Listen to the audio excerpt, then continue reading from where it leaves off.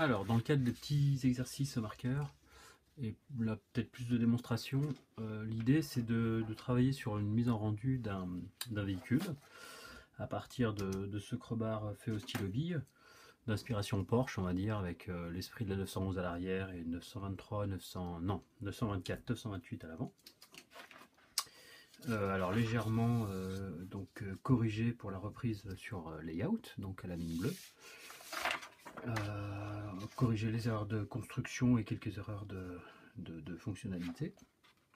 On va garder le croquis au stylo bille pour nous aider pour les valeurs.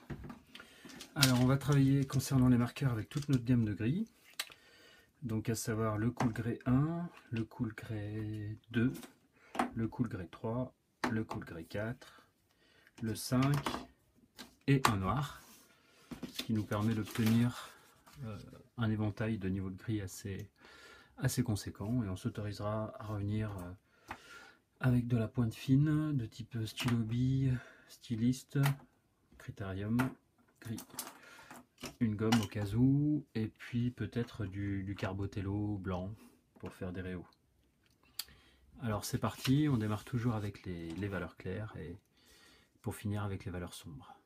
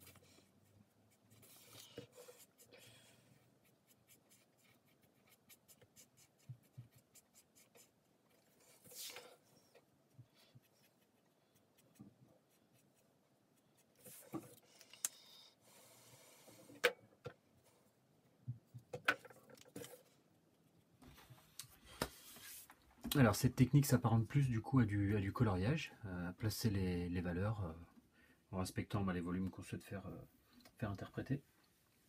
Et du coup c'est pas la méthode du marqueur, on est très loin du sketcher, des gens qui faisaient du dessin en marqueur il y a quelques dizaines d'années toute la journée.